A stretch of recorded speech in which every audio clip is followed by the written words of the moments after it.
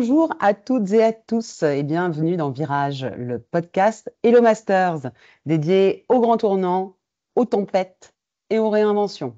Et aujourd'hui, on parle de tempête parce qu'on va parler de crise. C'est un sujet d'actualité, on ne peut pas dire mieux. Alors, il y a les crises qu'on voit venir, celles qui tombent sans prévenir, celles qui testent notre lucidité, notre calme, notre leadership. Et si face à la crise, l'expérience n'était pas un fardeau mais une force? Pour en parler, nous recevons aujourd'hui Frédéric Fougerat. Bonjour Frédéric. Bonjour Blandine, bonjour à toutes et tous. Frédéric est président de Tenkan Paris. C'est un expert reconnu en communication de crise. Il est auteur de plusieurs ouvrages et il est classé par Forbes parmi les personnalités les plus influentes dans son domaine. Alors avec lui, on va parler de prise de parole, de lucidité, de sang-froid surtout, et cette capacité qu'ont les professionnels expérimentés à tenir le cap quand tout tangue. N'hésitez pas à poser vos questions dans le chat tout au long de l'échange et on les reprendra à la fin de cet entretien. Alors déjà, pour commencer, avant de rentrer dans le cœur du sujet, on va s'intéresser à votre parcours, Frédéric. Et quel parcours? Donc, Frédéric, vous avez exercé dans des groupes de premier plan, pour en citer quelques-uns, Schlumberger, Elior, Altran, avant de fonder Tenkan Paris. À quel moment la gestion de crise est-elle devenue centrale dans votre parcours? Effectivement, j'ai vécu et j'ai eu à gérer des communications de crise, mais en fait, bien avant de passer 20 ans dans des grands groupes internationaux, euh, parce qu'avant, j'ai passé 15 ans dans les collectivités territoriales et dans une ville, dans une région, ça vit H24, 7 jours sur 7, tous les jours de l'année. Et donc, un accident de la route, une personne qui se suicide, un immeuble qui s'écroule, la crue d'une rivière, l'incendie d'un entrepôt, une ministre qui débarque pour vous expliquer, avec les médias d'ailleurs, pour expliquer que votre mère met en danger les enfants. La crise, elle est quasi quotidienne. Et tous les exemples que je viens de vous donner, c'est du vécu. C'est du vécu. Donc j'ai eu à gérer des crises bien avant d'être dans l'entreprise, mais donc dans les collectivités territoriales en tant que directeur de cabinet d'élus, parfois seul aux commandes d'ailleurs. Et puis, j'ai eu ensuite à piloter, diriger des communications de crise dans le secteur privé. Ça me permet d'ailleurs de souligner qu'il faut bien faire la différence, la nuance entre gérer une crise et gérer la communication de crise. Il est préférable d'ailleurs, de mon point de vue, que ce soit assuré par des personnes différentes, aux compétences complémentaires et aussi au temps de cerveau additionnel. Le pilotage de la crise, c'est une question de coordination de plusieurs expertises techniques, juridiques, humaines, financières, quand le pilotage de la communication de crise, c'est gérer les enjeux d'image, de réputation au sein d'une cellule de crise, donc avec des compétences bien spécifiques. Donc, vous avez vécu des crises avec des physionomies assez différentes, hein, parce que quand vous nous parlez de collectivité et d'entreprise privée, on pense que ça ne doit pas être les mêmes contours. Vous avez écrit d'ailleurs plusieurs livres sur la communication, sur le management, sur la posture de leader. Qu'est-ce qui vous a d'ailleurs poussé à transmettre par l'écrit, à faire ces petits guides? Ouais, bah oui, Blandine. Moi, je suis un homme de plume, en fait. Hein. J'aime le papier, et j'aime l'écriture, mais j'ai besoin d'écrire aussi pour permettre à mon cerveau de se libérer. Hein, carrément, c'est une thérapie, c'est un soulagement pour moi d'écrire. Donc, tant qu'un mot ou une formule ou un texte n'est pas noté, il m'encombre l'esprit. Donc, j'ai besoin de me libérer, et c'est ce qui me donne l'envie et le besoin d'écrire. Et, et comme j'aime partager et transmettre, j'ai été hyper content quand, il y a une quinzaine d'années environ, j'ai été sollicité par le site Focus RH qui m'a proposé de produire une tribune mensuelle pour partager mon expérience quotidienne de manager. Ce qui m'étonnait d'ailleurs, je ne voyais pas trop ma compétence et ma légitimité à m'exprimer dans un magazine RH, mais ce qu'il voulait, c'était que je partage mon expérience. Voilà, je me suis prêté au jeu, ça fait près de 15 ans que ça dure. Et mes tribunes faisant un carton, alors peut-être parce que je l'abordais d'une façon différente ou moins formatée qu'un RH qui avait besoin d'être très légitime ou crédible dans sa fonction, on m'a proposé d'en faire un premier livre qui s'est appelé Un manager au cœur de l'entreprise. Puis on m'a demandé d'en faire un sur la communication. Ça a été un dire comme n'est pas un démocrate. Et puis comme ça a cartonné, on m'a demandé une suite. Alors j'ai fait La com est un métier qui est vendu dans plus de 25 pays. c'est ma super fierté. Puis j'ai fait le dico de la com pour rassembler les mots de la communication et puis documenter nos métiers à travers son vocabulaire et aussi à travers le temps, parce que depuis l'imprimerie et Gutenberg et puis l'ère du numérique, le vocabulaire dans les métiers de la com a super évolué. Et puis j'ai fait Anthologie de la com qui rassemble mes punchlines à succès sur les réseaux sociaux. Et même dans quelques semaines, je peux vous l'annoncer ici, sortira mon 9e livre. Ça s'appelle C'est de la com et c'est consacré aux idées reçues sur la communication. Je m'étais dit que je m'arrêtais à 8, ça va être le 9e. Il n'est pas dit que ça ne produise pas encore plus, donc je ne peux pas garantir qu'il n'y en aura pas un 10e ou voire plus, quoi. Belle bibliothèque, bravo, hein. On a Ouais. hâte de vous lire. Alors, rentrons maintenant dans le cœur du sujet. Je pense que la question qu'on se pose tous en cas de crise, c'est agir ou réagir. Parce que dans une crise, on nous dit qu'il faut aller vite, mais pas trop.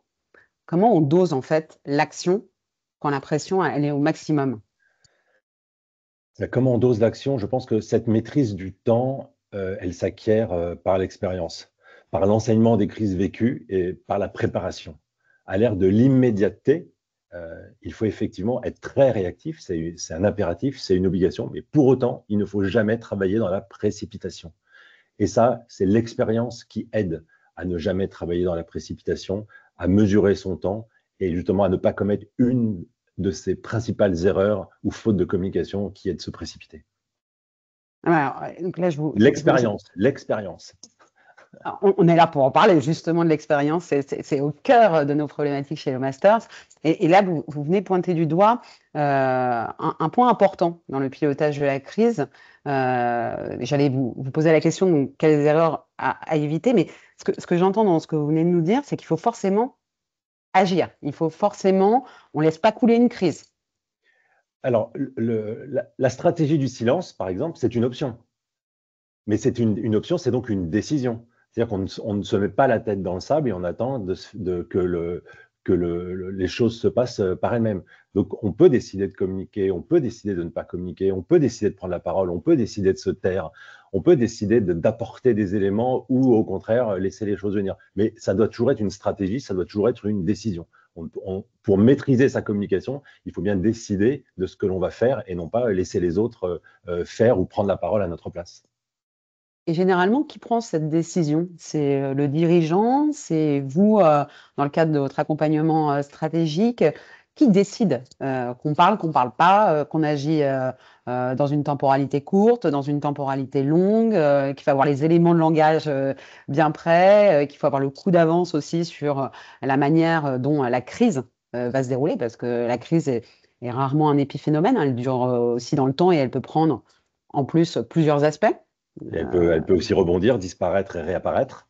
Exactement. Donc, qui prend la décision? Qui va être le pilote dans l'avion? Et d'ailleurs, est-ce qu'il faut que ce soit le dirigeant, le pilote de l'avion? Il faut que ce soit l'expert, vous, le stratège? Est-ce qu'il faut que ce soit les multiples experts en fonction de la nature de la crise? Est-ce que on s'imagine une crise, donc une salle de réunion où tout le monde serait réuni avec un plan d'action, enfermé, en train de se dire bon bah voilà quelles vont être les grandes étapes. Comment ça se passe en fait? C'est quoi les coulisses d'une crise? Alors pour moi, il y a un seul décisionnaire, c'est celui qui pilote la crise et c'est généralement le dirigeant parce que c'est celui qui porte la responsabilité entière et totale de la crise. Mais comme je le disais, il faut bien faire la nuance entre la crise et la communication de crise. Ensuite, ce dirigeant, donc il doit assumer et piloter la crise, il doit s'appuyer sur des compétences diverses et pour la communication, celle de l'autorité professionnelle du communicant dont c'est supposé être le métier. Évidemment, si ce n'est pas le métier, il n'a pas beaucoup de valeur. Ce communicant doit éclairer, doit apporter les options et donner toutes les informations permettant aux dirigeants de prendre la bonne décision. Le communicant, moi je parle de mon métier, le communicant, lui, il va pouvoir déterminer certains impacts, il va avoir l'intuition, peut-être qu'on reviendra tout à l'heure sur cette notion d'intuition, de ce qu'il faut faire, de ce qu'il ne faut pas faire, mais il peut aussi être en conflit d'intérêts avec, par exemple, des dimensions humaines ou des dimensions juridiques. Et donc, il va falloir savoir prendre la décision de est-ce que je privilégie le juridique ou est-ce que je privilégie l'image? Est-ce que je privilégie le temps court ou est-ce que je privilégie le temps long? Les deux ne sont pas forcément directement liés. Mais voilà, donc il faut que le dirigeant qui assume le pilotage et les décisions qui vont être prises au nom de l'organisation, qu'elles soient publiques ou privées, dispose de toutes les informations. Ça, c'est le métier de chaque expert. de donner les bonnes informations pour ensuite permettre aux dirigeants de prendre la bonne décision. Et chacun n'a pas pour fonction d'essayer d'influer pour privilégier le choix de sa partie. L'honnêteté, la transparence fait qu'on doit donner tous les éléments, les avantages, les inconvénients, et ensuite le dirigeant doit faire la synthèse aussi par rapport à ce qu'il a à préserver de l'entreprise, de son chiffre d'affaires, des salaires qu'il va devoir verser, des clients qu'il doit servir, de ses actionnaires qui le contrôlent. Donc il y a plein de facteurs qui doivent intervenir. Il n'y a pas que la question d'image et de réputation, même si elle est assez clé, puisque l'entreprise qui va perdre son image et sa réputation va être au début d'un chemin de catastrophe. Et alors, justement, dans tout ce pilotage, on peut supposer que l'expérience joue un rôle crucial. Et pourquoi? Est-ce qu'il y a des séquences types d'un pilotage de crise? Est-ce que quand on a vécu plusieurs crises, finalement, on peut avoir des similitudes dans le règlement de la nouvelle crise? Ou est-ce que chaque crise est unique? Et dans quel cas l'expérience peut nous permettre d'envisager quand même plusieurs typologies d'actions possibles. Est-ce que vous avez observé d'ailleurs que des profils expérimentés pilotent mieux une crise que des profils plus jeunes? Quel est votre retour là-dessus? J'allais dire votre retour d'expérience sur l'expérience. Non, mais assurément, l'expertise, elle vient de l'expérience. Et la communication de crise, elle s'apprend par la pratique, elle s'apprend dans le vécu, elle ne s'apprend pas dans les écoles de communication.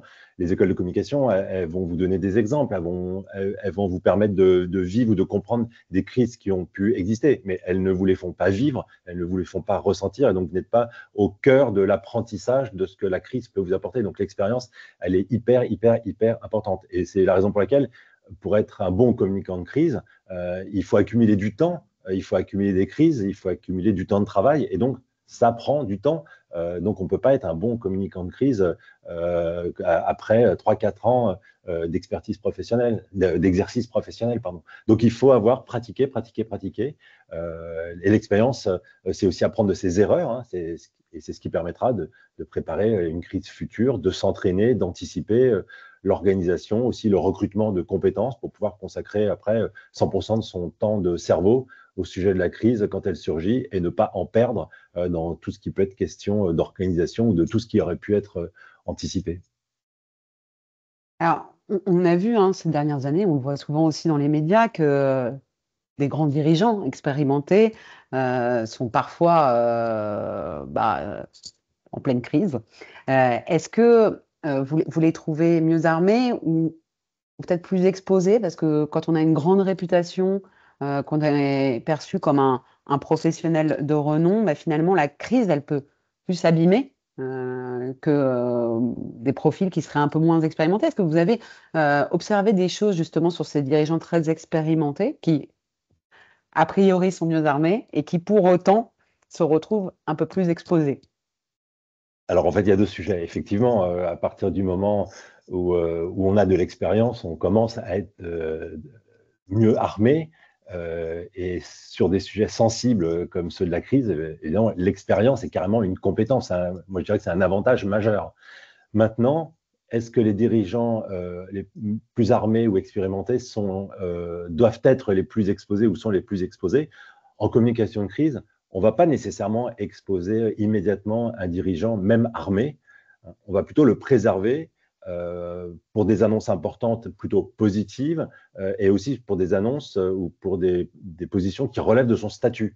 Le dirigeant ne doit pas forcément être dans des situations qui ne relèvent pas de son statut. C'est pourquoi les premières communications, elles peuvent être assurées par un communicant, un porte-parole, par un expert, par un directeur général plutôt que par un président. Mais ce sont des décisions qui se prennent au cas par cas. C'est crise par crise. En fait, il n'y a pas de règle. La seule règle dans ce genre de situation, c'est de toujours chercher à préserver l'essentiel et sacrifier le secondaire si on est contraint de devoir sacrifier quelque chose ou quelqu'un.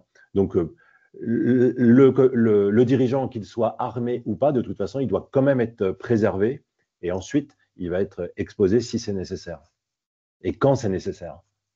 Et justement, l'expérience de ces dirigeants qui ont vécu plusieurs crises, est-ce que vous diriez qu'ils sont en capacité d'anticiper toutes les crises? Est-ce que toutes les crises s'anticipent? Non, toutes les crises ne s'anticipent pas. Il y a certaines, effectivement, qu'on voit venir.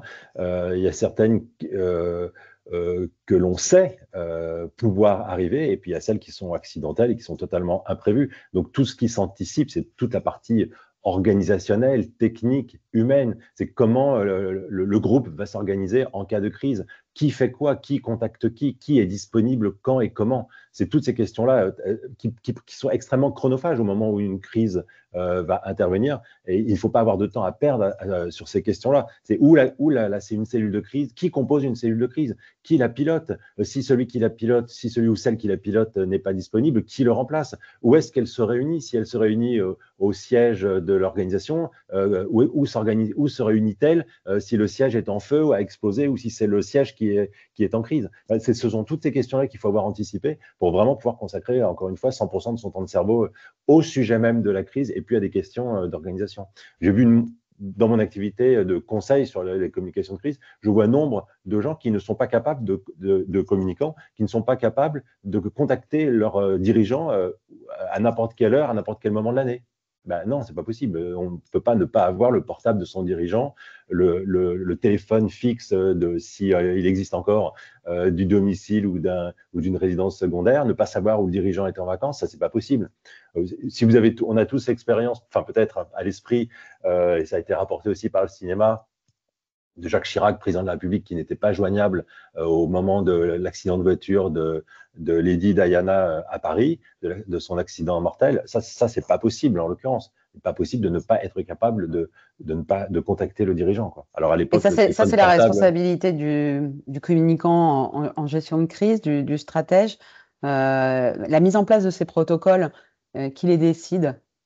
Alors, là, il peut y avoir plusieurs pilotes sur ces questions-là parce qu'effectivement, parfois, on a tendance à confondre, comme je le disais en introduction, la gestion de la crise et la gestion de la communication de crise.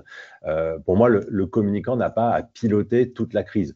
En revanche, il peut éventuellement être à l'initiative de préparation, d'anticipation, d'entraînement. Donc, il faut bien qu'une personne porte l'organisation collective. Donc, parfois, c'est l'IT parce que la dimension IT est très importante. Parfois, c'est la finance. Parfois, c'est la com. En tout cas, ça doit être impulsé par la direction et puis porté pour les autres par un des services. Donc, c'est pas aberrant que ce soit la com, mais encore une fois, ce n'est pas pour que la com pilote la crise. La com devrait se limiter à piloter la communication de crise. C'est déjà une charge super importante. Mais comment on fait quand on est en pleine crise pour maintenir une autorité sans tomber dans le contrôle ou la panique? Ce fameux sang-froid, c'est dur. Non, non, c'est pas dur.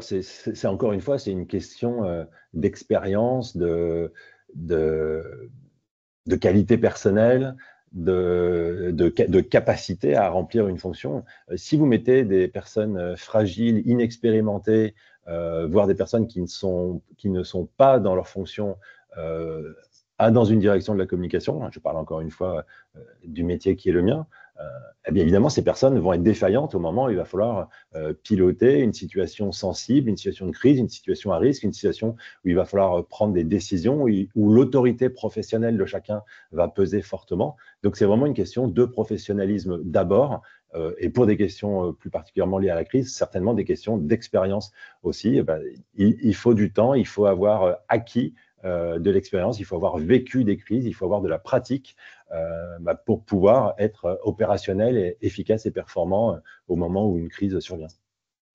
Et il y a pas mal aussi de compétences qui ont l'air plus proches de qualité humaine quand on vous entend. Qu'est-ce qu'on apprend sur soi-même quand on traverse une vraie crise? Alors déjà, j'ai envie de dire qu'on apprend beaucoup, beaucoup des autres. Euh, il y a des personnes qui s'effondrent, il y a des personnes qui se révèlent. Donc avant d'apprendre sur soi, on apprend souvent beaucoup des autres. Et sur soi, on réalise sa capacité à travailler sous stress, à résister à la pression, à diriger quand il faut prendre les choses en main, à s'engager quand il faut décider et à prendre des risques. Parce qu'en communication, évidemment en communication de crise, plus particulièrement en communication de crise, tout est prise de risque. Ne pas communiquer, c'est prendre un risque, on l'évoquait tout à l'heure, mais toute communication comporte aussi un risque. Donc, communiquer dans ce cas-là, c'est plus que jamais s'engager Et donc, c'est cette capacité à décider et à s'engager qu'on apprend de soi si on avait des doutes sur ses capacités à faire. Là, on n'a plus le choix, on est face au mur et il faut sauter.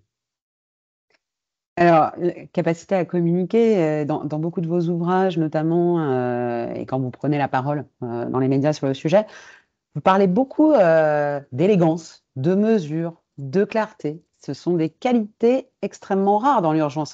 Est-ce qu'on peut les apprendre? Alors, ce sont les qualités, c'est par nature personnel, hein. Donc, est-ce que les qualités personnelles se développent peut-être, mais est-ce qu'elles s'apprennent? Je n'en suis pas vraiment certain. Et je pense que ça explique, ça exige la nécessité pour un dirigeant, mais un dirigeant de l'organisation comme un dirigeant de la communication, de savoir s'entourer et de savoir s'entourer de personnes qui sont plus compétentes que vous, chacune dans leur domaine. C'est pour moi, d'ailleurs, une des principales qualités d'un manager, c'est sa capacité à s'entourer de personnes plus compétentes que lui. Et c'est aussi ça le sens d'une équipe, à mon avis.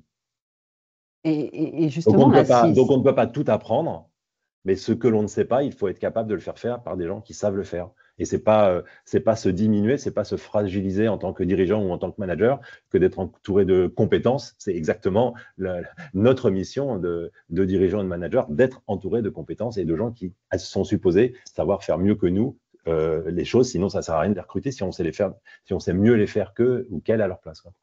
oui, donc une crise, ça ne se gère pas seul. Et, C'est certainement pas ça. et d'ailleurs, pour rebondir là-dessus, si un de nos masters était confronté à une crise majeure pour la première fois, quel conseil pourriez-vous lui donner? Alors déjà, il y a toujours une première fois, donc effectivement, il suffit pas d'avoir de l'expérience, il y a toujours une première fois. Alors la première fois, l'idéal, c'est de ne pas être aux commandes et d'être plutôt en support, en soutien et de faire partie d'une équipe. Mais les conseils que je peux donner, c'est en ayant anticipé, c'est d'avoir imaginé s'entourer de personnes expérimentées. Je le disais juste avant. L'apprentissage de la gestion de crise, c'est un retour d'expérience, hein, c'est un enseignement de ses erreurs. Donc, il faut avoir vécu et pratiqué. Donc, vraiment, ne pas hésiter, soit dans ses propres équipes, soit dans des prestataires extérieurs, d'être capable de s'entourer. Alors, c'est pas quand la crise intervient que tout d'un coup, on dit, il faut que je recrute une personne qui s'y connaisse en crise ou il faut que je trouve un prestataire. Il faut l'avoir anticipé. C'est ça la préparation, c'est ça l'anticipation dont on a parlé à plusieurs reprises. Je pense que ce qu'il ne faut jamais, c'est de l'amateurisme. Il n'y a pas d'improvisation possible en communication et encore moins en communication de crise. Donc, l'improvisation, c'est vraiment l'ennemi absolu de la crise et de la communication de crise. D'ailleurs, il ne faut pas confondre avoir un avis et avoir des compétences, hein. Les compétences, ça ne tombe pas du ciel quand on a besoin, même en communication. Souvent, les gens pensent, ah bah, j'ai un avis, donc je sais. Non, non. J'ai évoqué tout à l'heure la notion d'intuition. Oui, en communication, l'intuition peut jouer un rôle important. Mais l'intuition, ça participe des compétences. C'est un mode de fonctionnement du cerveau, un mode de fonctionnement rapide qui fait des synthèses de l'expérience, du vécu, pour suggérer des décisions. Donc, c'est pas une intuition. L'intuition, elle n'est pas divine. C'est ça que je veux dire. Et puis peut-être aussi le conseil, c'est que chaque prise de parole se travaille. Aujourd'hui, on est dans un monde beaucoup plus médiatisé, où il y a les médias traditionnels, mais il y a aussi nos propres médias, et les gens qui sont face à nous dans une crise peuvent communiquer, peuvent prendre la parole, les collaborateurs, les prestataires, les fournisseurs, les clients, les adversaires, les clients, les concurrents, tout le monde peut prendre la parole. Et quand soi-même on prend la parole, cette parole, elle doit être travaillée. Encore une fois, elle ne peut pas être improvisée. Et par exemple, et ça va reboucler avec une question du départ sur le dirigeant armé, le dirigeant expérimenté face aux médias. Mais le charisme ou les qualités d'orateur d'un dirigeant ne font pas de lui un bon communicant. Donc, il ne faut pas mélanger ou confondre les choses. Et même la confiance ou l'assurance du dirigeant, voire ses certitudes, elles représentent un danger. Elles peuvent représenter un danger parce qu'il se met en capacité d'alimenter la crise, qui est une des pires choses à faire. Donc, il faut être préparé, il faut avoir travaillé, et ce n'est pas les qualités personnelles immédiates qui font que de tout d'un coup, on devient un bon communicant ou un bon gestionnaire de crise. Loin de là, c'est du travail, c'est de la pratique, et donc c'est de l'expérience. Merci Frédéric. J'ai une petite question aussi sur votre regard sur le contexte qu'on est tous en train de vivre. instabilité économique, contexte géopolitique complexe, contexte politique complexe. Est-ce que vous pensez que les dirigeants vont être confrontés à de plus en plus de crises avec des physionomies de crise nouvelles? Est-ce que vous avez une observation sur ces dernières années, sur ce qui se passe sur le sujet de la crise? Est-ce que vous voyez des changements? Donc là, on est davantage, l'actualité, c'est la crise politique et la crise publique dans le sens de la gouvernance du pays. Et est-ce que ces personnes, est-ce que ces dirigeants politiques vont avoir à vivre et être confrontés à plus de crises dans le futur? Je l'ignore. Ce que je constate en revanche, c'est que ce sont eux qui génèrent ces crises.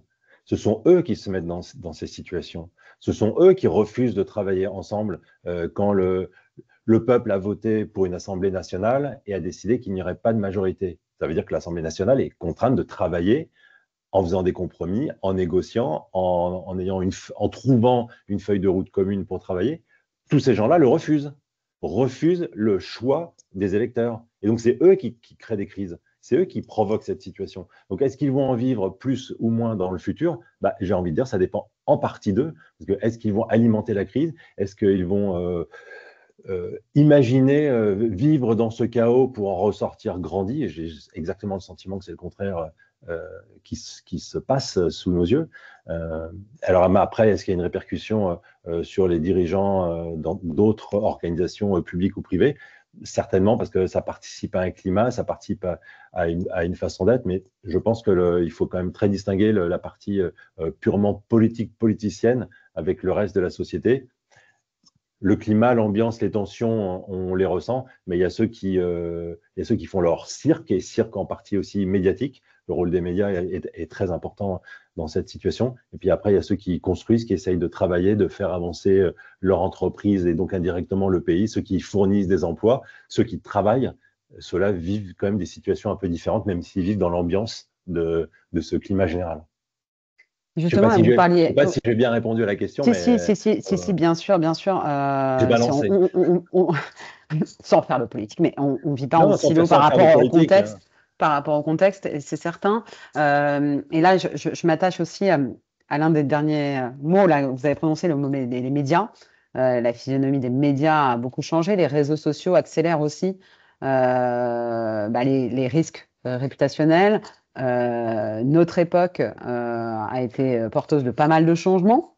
On a eu pas mal de phénomènes aussi de sociétés qui ont exposé pas mal de personnes, à tort ou à raison, ça c'est pas vraiment le sujet, mais quoi qu'il en soit, ça coûte plus cher de se faire épingler sur les réseaux sociaux et c'est plus facile. Est-ce que ça se pilote? Est-ce que c'est dans le cadre d'une approche globale pour la communication du dirigeant?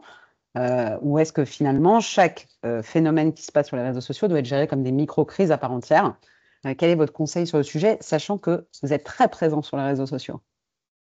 Alors, effectivement, chaque sujet se gère comme une micro-crise, mais quand même dans un environnement global. J'ai dans un de mes livres, dans une de mes tribunes, écrit que la crise était l'avenir de la communication. Je le pense toujours et je le confirme. Et je disais ça dans le sens où, quand certains ne considèrent pas la communication comme un vrai métier ou comme un sujet avec des enjeux forts, on voit bien qu'avec la crise, on est bien obligé d'avoir un regard différent et on est bien obligé de penser la communication différemment et donc d'investir davantage dans la communication, d'investir davantage dans la veille des médias sociaux, des médias, peut-être d'investir davantage dans ses relations presse, dans sa notoriété, dans sa réputation. Et donc, ça demande de s'entourer et ça demande plus de professionnalisme autour de ces sujets pour y être mieux préparé et pour pouvoir mieux affronter ces situations éventuellement de crise. Donc, à la fin de ma réponse, j'ai oublié la question, mais je pense est-ce que j'y ai répondu? Oui, oui, parce Ouais. que en fait, les réseaux sociaux changent la donne. L'exposition, les risques de réputation, il faut avoir les codes Oui, alors, pour les monitorer. donc effectivement, il faut avoir les codes, il faut avoir donc l'expérience, la pratique. Mais quand il n'y avait pas les réseaux sociaux et qu'il n'y avait que les médias traditionnels, on pouvait, de toute sa vie d'actif, ne jamais faire parler de soi dans un journal sur une radio ou sur une chaîne de télévision. Aujourd'hui, avec les réseaux sociaux, chacun de vos collaborateurs peut s'exprimer, chacun de vos clients peut s'exprimer, chacun de vos fournisseurs peut s'exprimer. Beaucoup d'entre eux sont sollicités pour venir mettre des notes, des commentaires sur votre activité. Donc, que vous le vouliez ou non, de toute façon, vous êtes médiatisé par les autres. Donc, vous avez besoin de vous approprier cette médiatisation pour essayer, vous, de maîtriser votre propre communication. Soit c'est vous qui vous exprimez et donc vous tentez, vous travaillez la maîtrise de votre message et de votre image, soit vous laissez les autres parler de vous. Et quand les autres parlent de vous, c'est assez rarement pour dire du bien, assez rarement avec beaucoup de bienveillance, c'est plutôt pour venir critiquer, pour venir partager une mauvaise expérience client, la défaillance d'un produit, d'un service. Et donc, vous êtes obligé, contraint, de vous engager dans ce travail de communication pour maîtriser votre communication et travailler votre réputation, votre notoriété. Merci Frédéric. Je vois qu'on a plein de questions. Plein de questions.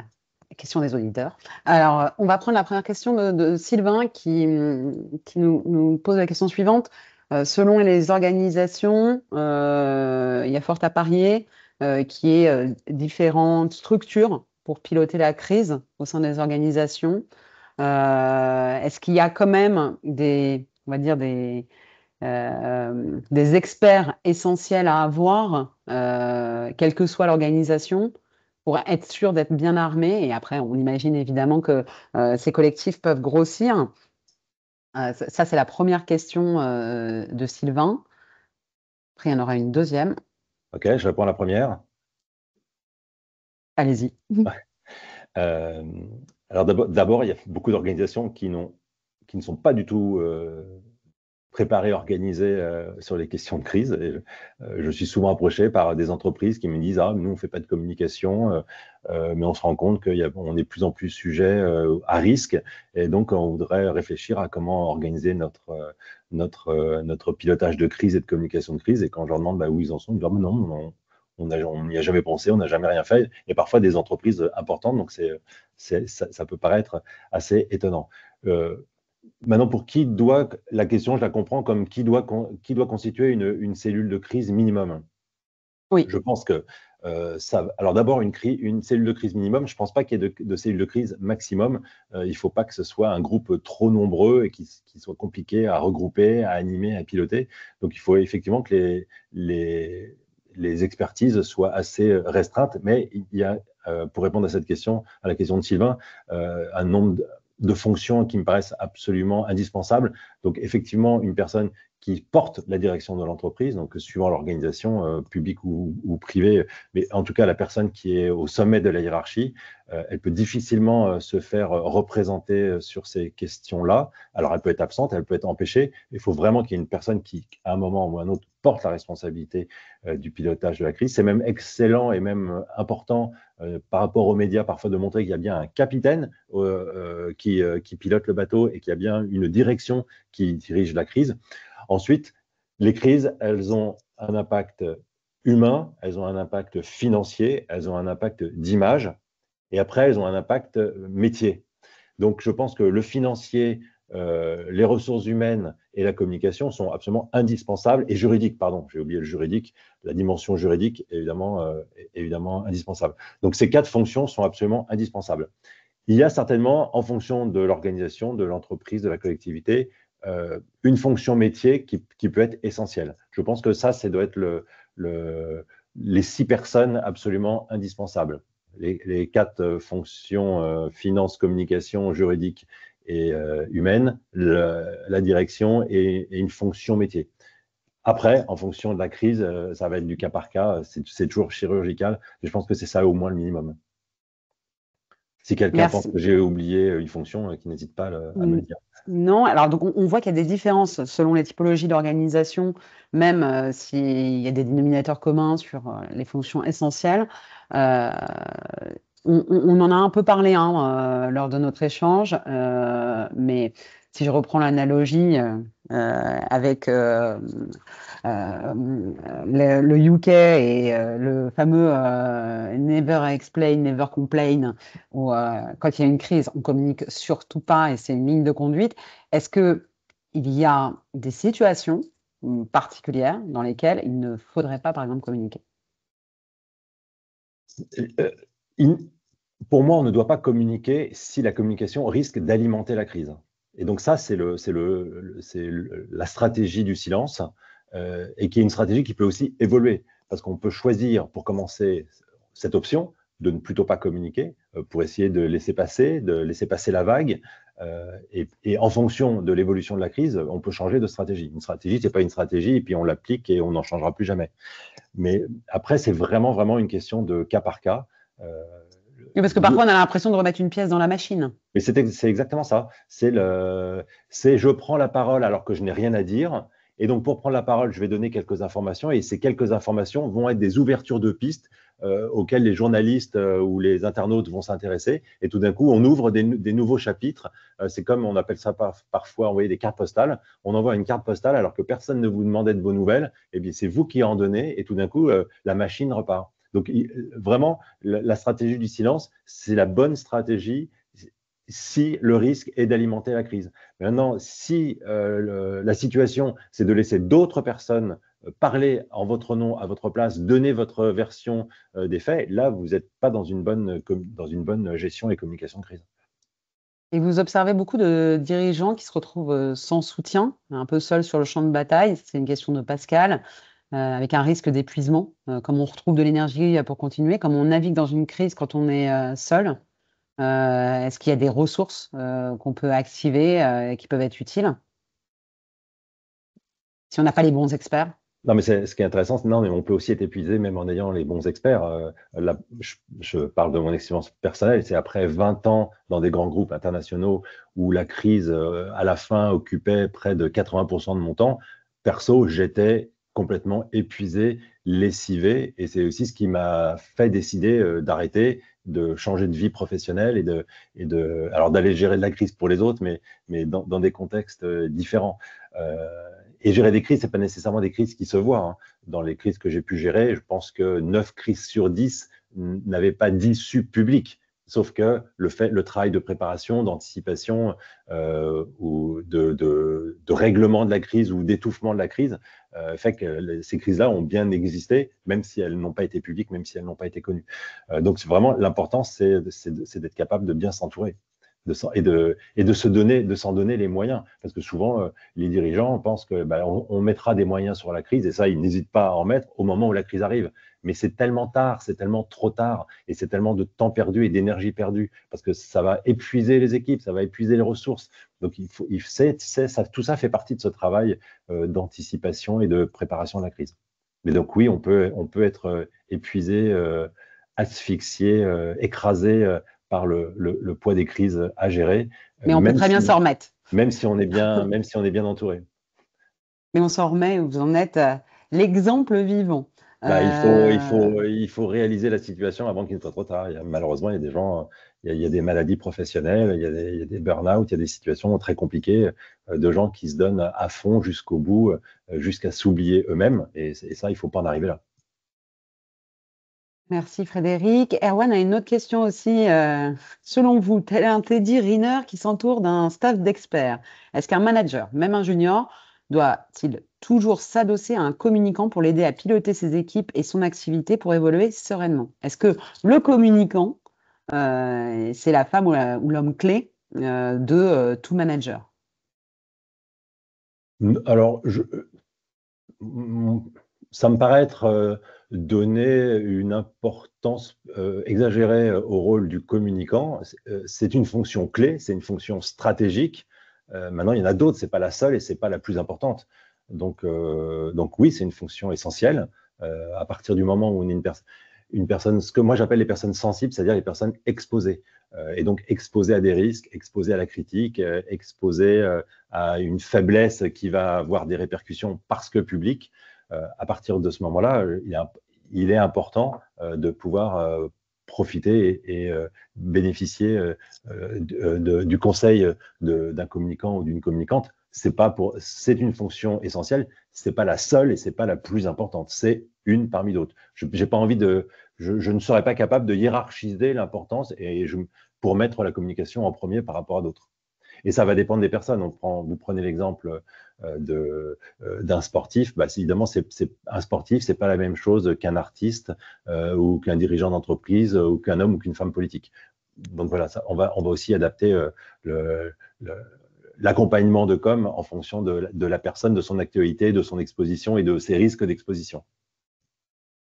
Alors, on continue dans les risques d'exposition et dans les pratiques et dans les do and don't, on va dire, avec une question de Romain qui nous parle de l'effet Streisand. Donc, l'effet Streisand, c'est ce qu'on a déjà observé sur Internet quand, lors d'une crise, les personnes concernées suppriment les contenus et que ça crée un effet démultiplicateur où les gens les repostent, etc.